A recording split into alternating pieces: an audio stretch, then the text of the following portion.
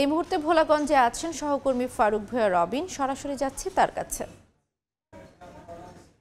সিলেটে সাদা পাথর থেকে যে পাথর লুট করা হয়েছে সে পাথরগুলো আসলে জব্দ করার জন্য কিংবা উদ্ধার করার জন্য যে নানামুখী তৎপরতা কিন্তু রয়েছে।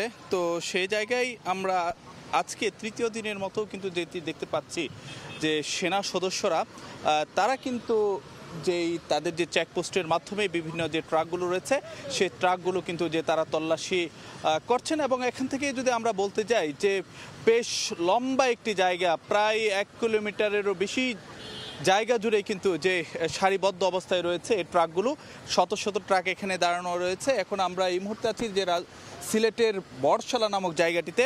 তো সেখানে কিন্তু যে সেনা সদস্যরা সেখানে যে তল্লাশি করছেন এবং এই ট্রাকগুলোতে যে পাথর রয়েছে সেগুলোতে কিন্তু যে তল্লাশি করা হচ্ছে।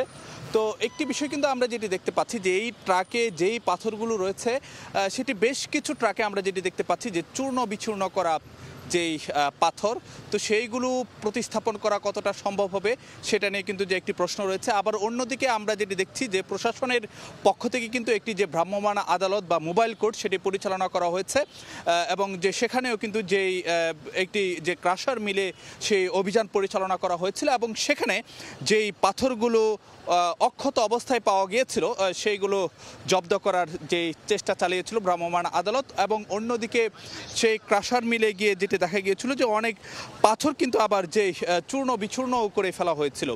তো আবার অন্যদিকে সিলেটের যে ভোলাগঞ্জ সাদা পাথর এলাকায় আমরা গিয়েছিলাম আজকে সারাদিন।